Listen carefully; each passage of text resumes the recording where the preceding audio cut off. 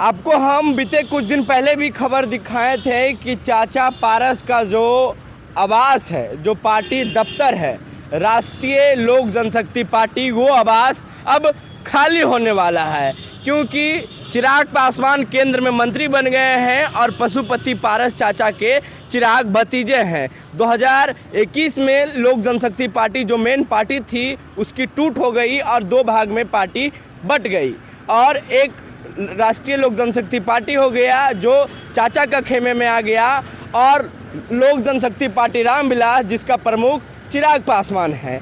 और लगातार social media पे खबर भी चल रही है और बिहार सरकार के द्वारा एक नोटिस जारी कर दिया गया है। ये जो नोटिस है वो आपको हम लगा देते हैं और आप देख लीजिएगा कि किस तरीके से इस नोटिस को जारी किया गया है। और ये जो बंगला है वो चिराग के खेमे में अब आ गया है। इस वक्त हम वही बंगला के बाहर मौजूद हैं जिसमें रामविलास पासवान एक लंबे समय से यहाँ राजनीतिक किए हैं और जो उनकी क्रम भूमि है एक तरह से यहाँ भी कहा जाता है, क्योंकि 2000 में पार्टी की स्थापना लोक जनशक्ति पार्टी की रामविलास पासवान ने किया था। उस वक्त यही पार्टी दफ्तर उनको आवंटित हुआ था और अब ये जो पार्टी दफ्तर है वो चाचा रह रहे थे, लेकिन भतीजा ने चाचा के साथ खेल कर दिया।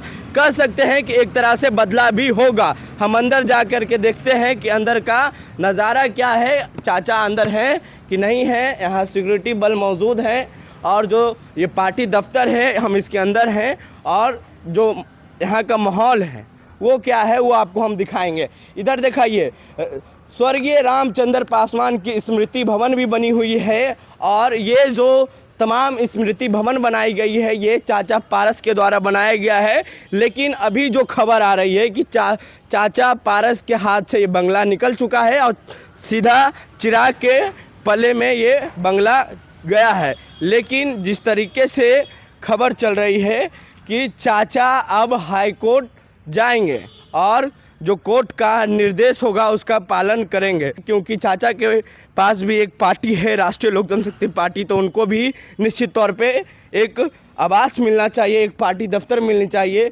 उस अनुकूल वो कोर्ट भी जा सकते हैं। हालांकि पद्म भूषण स्वर्गीय रामविलास पासवान जी की भी स्मृति भवन यहाँ बना हुआ है और उनके छोटे जो भाई हैं रामचंद्र पासवान, उनकी भी यहाँ पे स्मृति भवन बना हुआ है और सभागार भी है।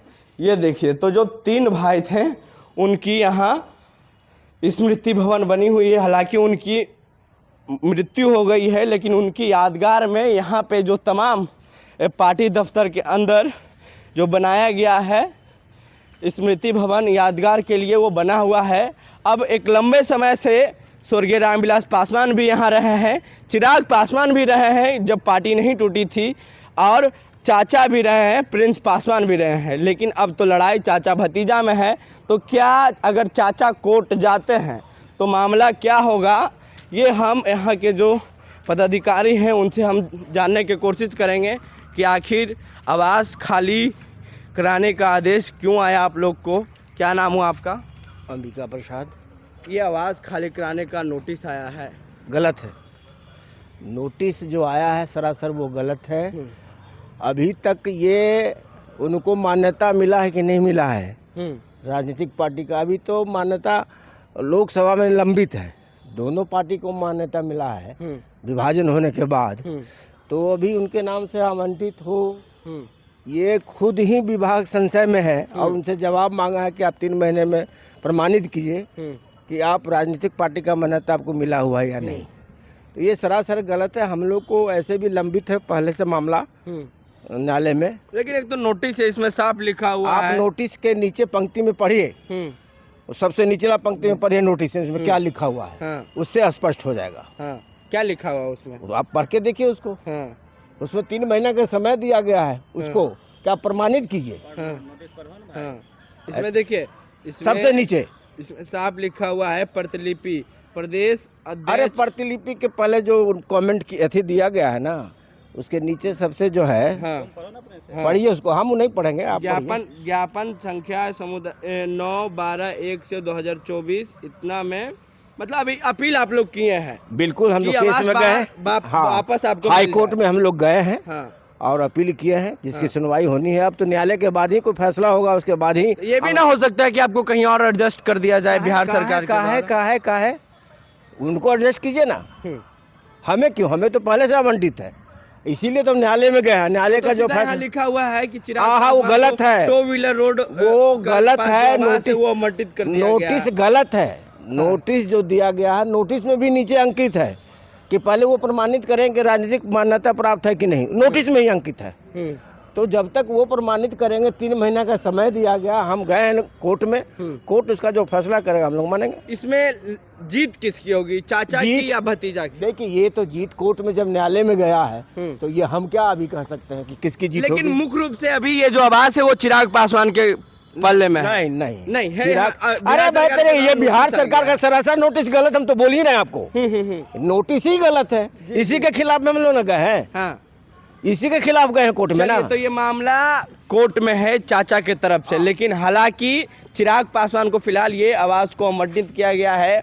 और ये जो आवास है, ये पहले रामविलास पासवान भी यहाँ अपना समय बिताया करते थे, क्योंकि वो केंद्रीय मंत्री भी थे। और अब जो ये आवास का मामला है, वो अब चाचा भतीजा ही आपस में भिड़े हुए हैं।